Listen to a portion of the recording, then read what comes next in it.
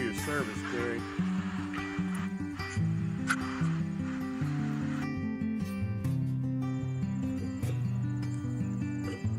My wife tells me I write like a girl, and he can't read it. Well, I'm not good. But he looks like a chicken had a seizure on his paper.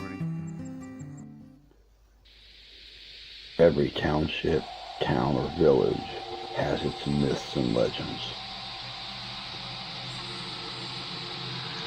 Some are steeped in fact, and some are just stories created to scare.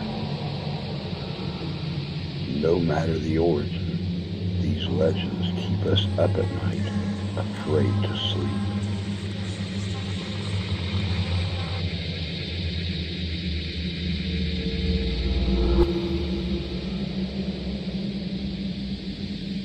Our team will search out these myths and legends and bring fact to fiction. If you need our help, if you're bothered by things that go bump in the night, we're the ones who bump back. These are Living History's Mysteries.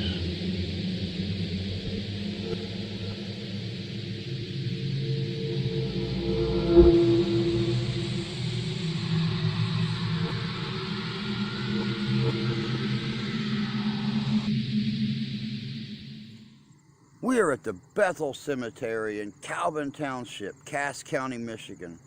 Welcome to this episode of Living History's Mysteries, right here on Living History Comes to Life.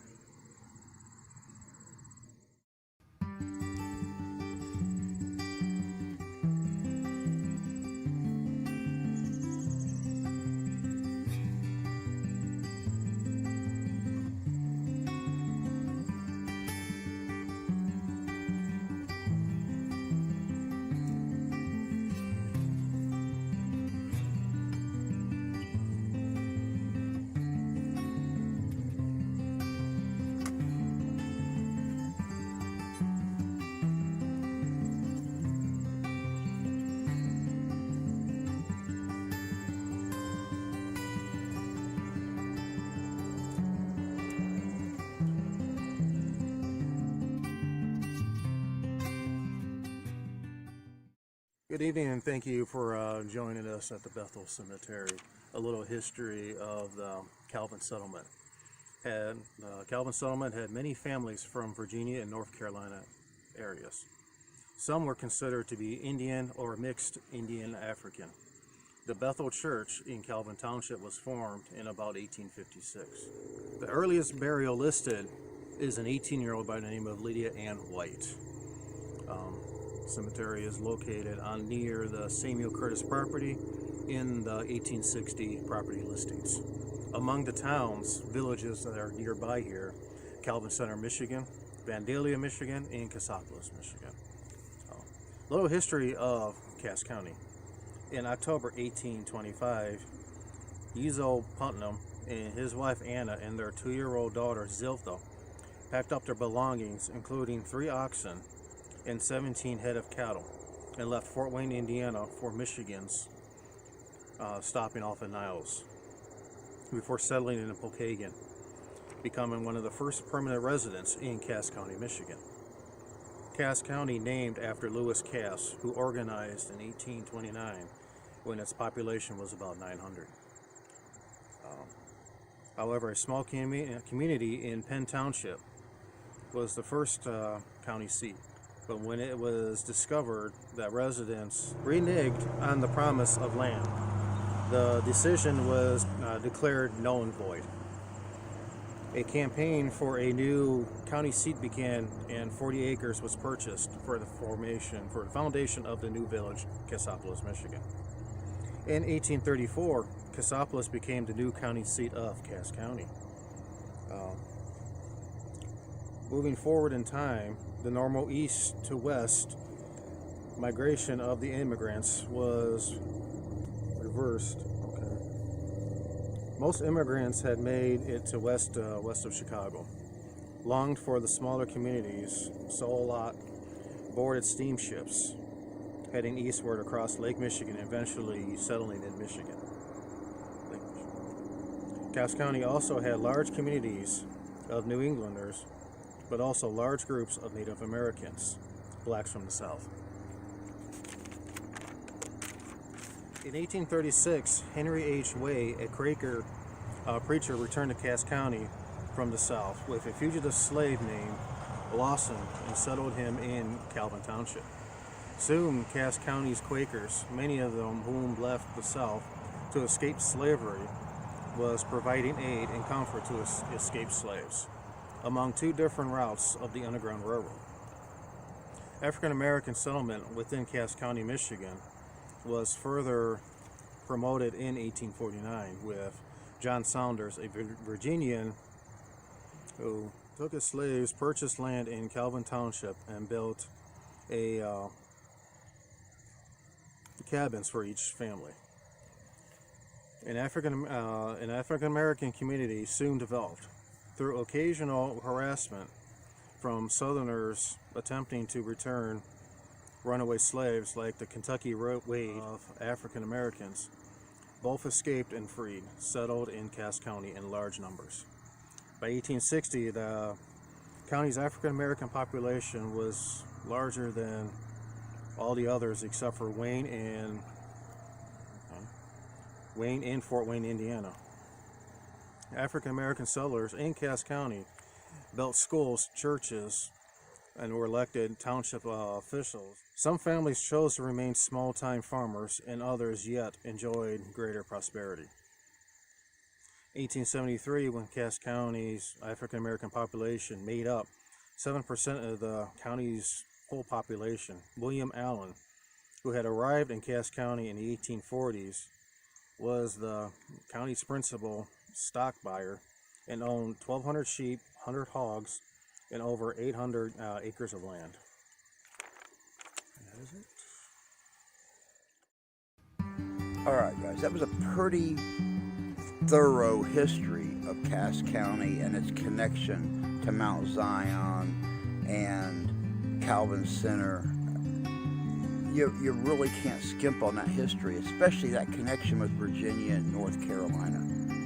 It's amazing that the Quakers in northeastern Indiana thought so much of this area and so much of the freedom of an enslaved people that they were willing to put their own lives on the line to help those people out.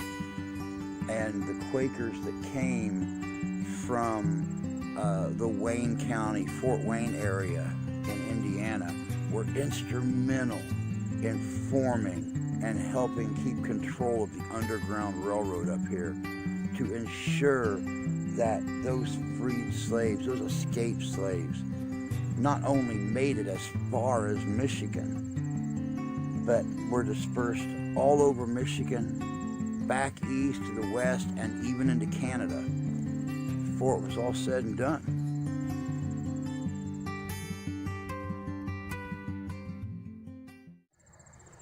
All right, guys, as usual, the sun has gone down. It's still reasonably light out here. We've done a little bit of preliminary investigating around here. I'm going to pull out the equipment. We're going to see what things are, or how things are registering while it's still light out. Then when it gets dark, we're going to see what happens. Scanning. All right, just a minute ago, we had the Paraloose going, and the arrow started pointing us over here towards the Artis family. Does anybody here have anything they'd like to say? Why was the arrow pulling us this direction?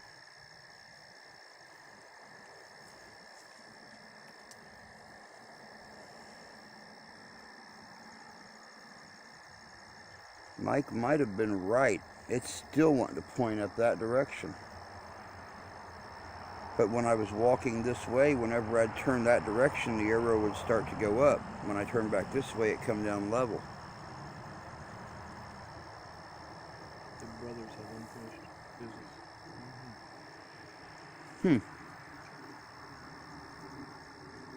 Does anybody here from the artist family have anything they'd like to say to us? We know you don't normally get visitors. I wanted to come out and pay respects to our United States colored troops. Emulate. I was getting ready to say, I and Mark and Mike all reenact the Civil War. We play soldiers who fought in that war. We emulate those soldiers, yes.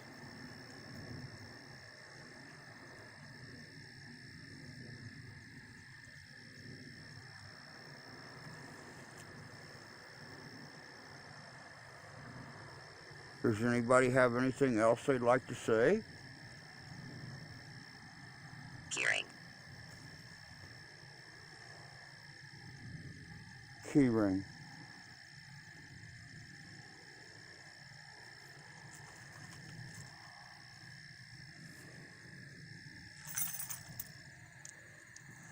Keyring.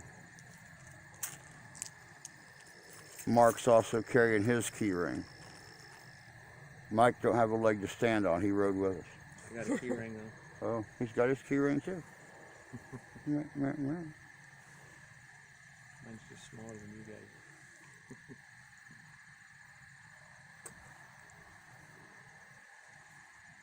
Does anybody else here around the artist family have anything to say?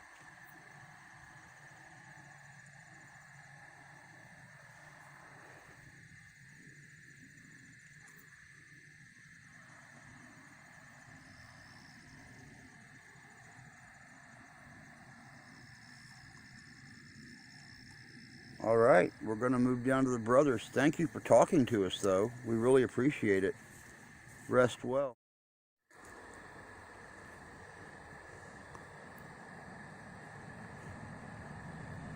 Scanning. Thomas and J.T. Stewart, we're being drawn to you. Do you have something special to say?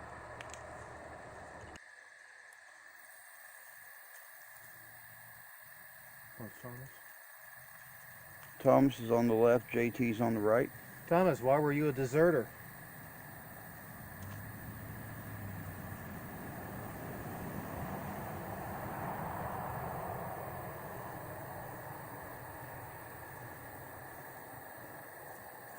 Day. Day. The day is over. The sun is down. Tomorrow will be a new day. You deserted January 12th, 1865. Is that the day you were trying to get us to figure out what day you deserted the Army?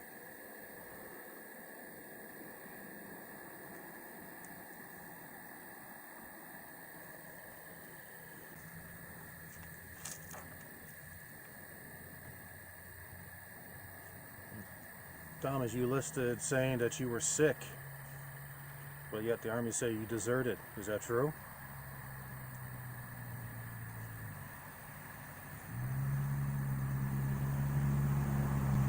Not.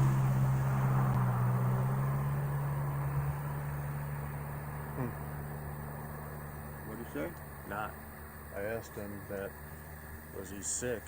Is that the reason why he deserted? And he said not. So what is the answer then? Were you sick or not? Not.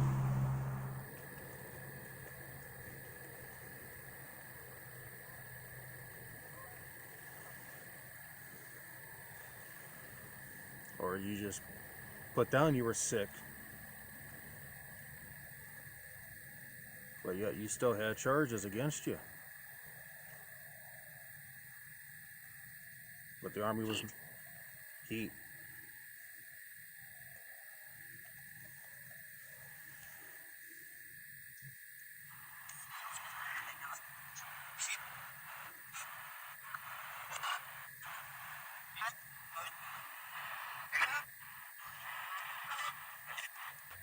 Chloe.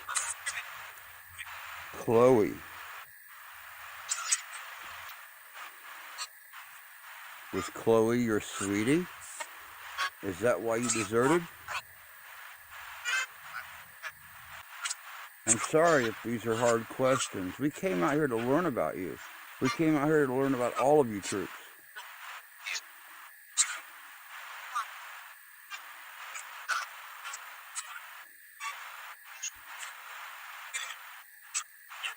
Sentence.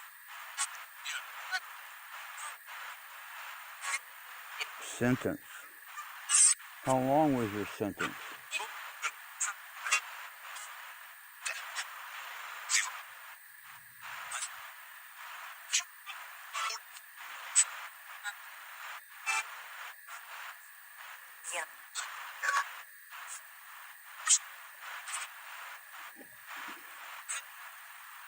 He was arrested in Detroit and was sent back to his unit. So you were forced to go back to the fighting?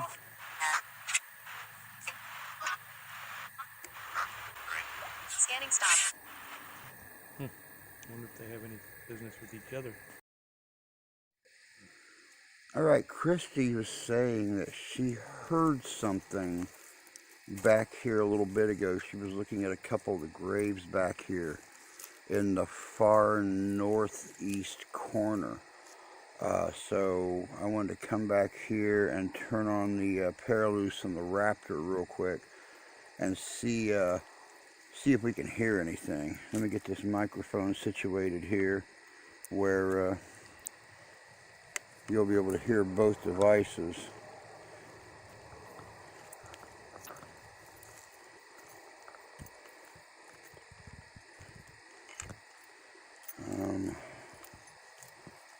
Beautiful noise there, man. Oh, it's so ready.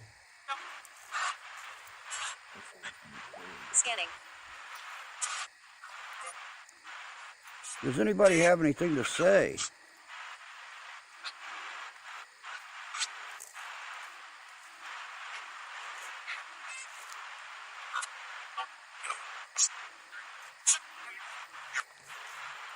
I heard you was very talkative earlier.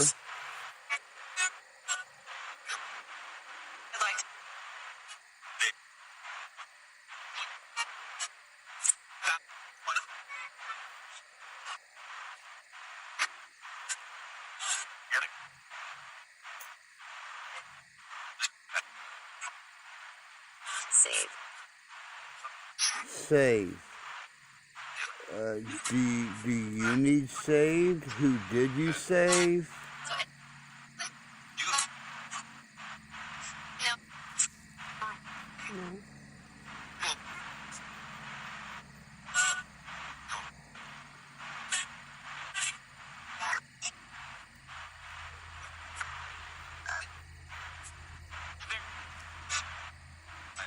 I just heard it say Mark.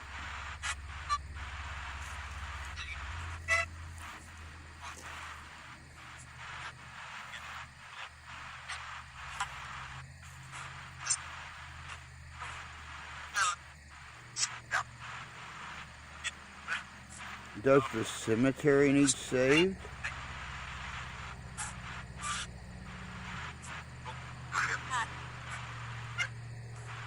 Gary. Gary. Quite specific. Huh? I said that's quite specific. Yeah. Yeah, I was starting to say, see if you can find a Gary around here. Am I talking to Gary?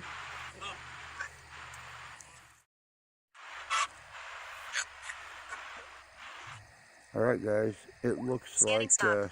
Christy and Mark found something. I just heard them say found it. So we're going to shut down. We're going to go over where they're at and see what they found.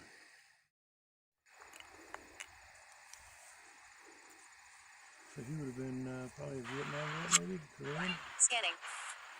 Great. Hello, Gary. Gary Allen Curtis Jr. Senior. Excuse me, sir.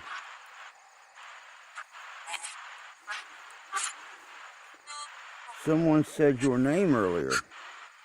We want to thank you for your service, Gary.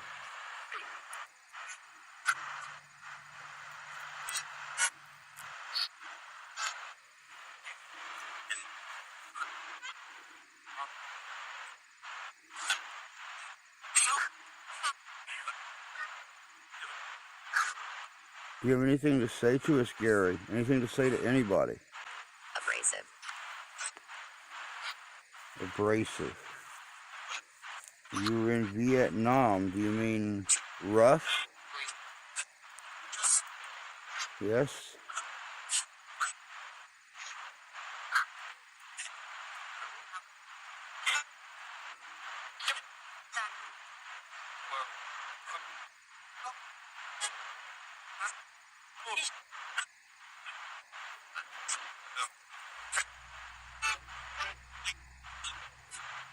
I hear you talking a lot.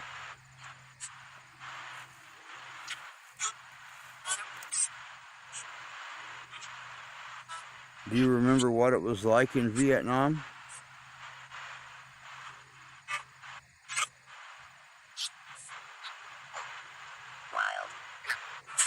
Wild. Wild. I've heard that a lot.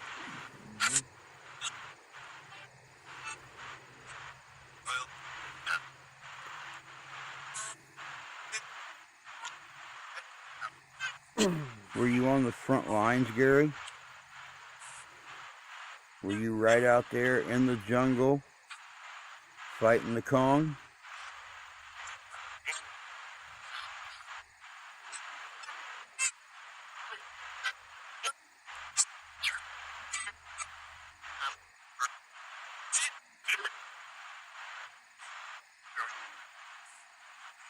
Yes, I do.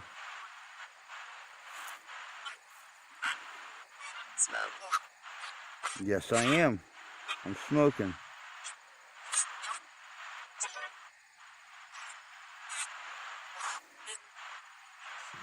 You've been gone for a couple years. I know if you were a smoker, you're probably missing the taste of them.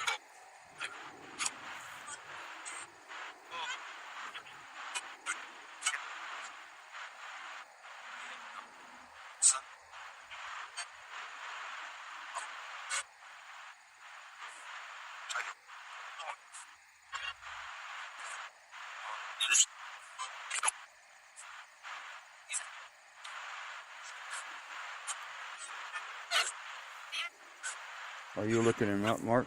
Trying, not seeing much. Just like he served his country honorably. Well, guys, Yep, they bought I don't know what to say. side-by-side plots with tombstone. And she This can't fucking place stand me is most of the time. so peaceful.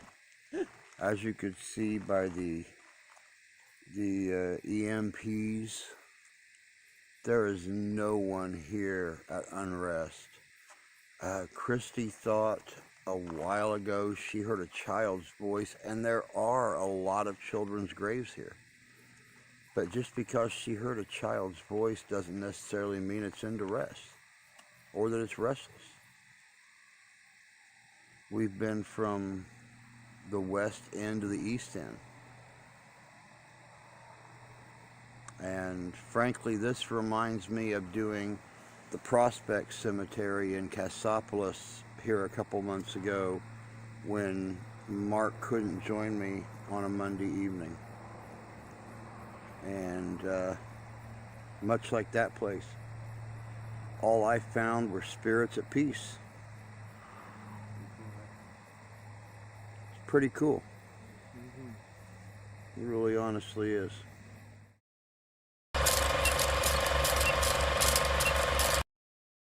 Earliest battle listed is an 18-year-old Lydia Ann White. Earliest battle listed is an 18-year-old Lydia Ann White.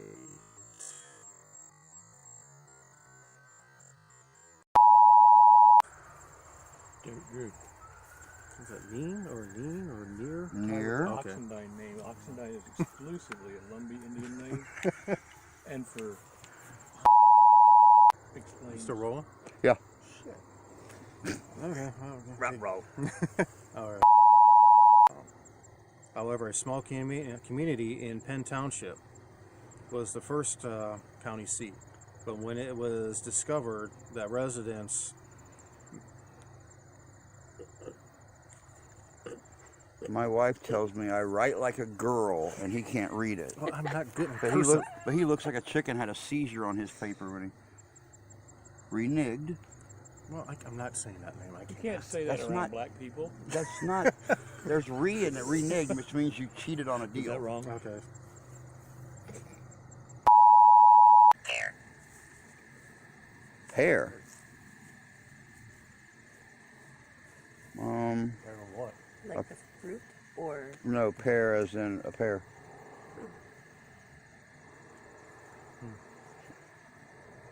Scanning I think stop. one of them may have been perverted. I might just want to edit that part out. They were at war.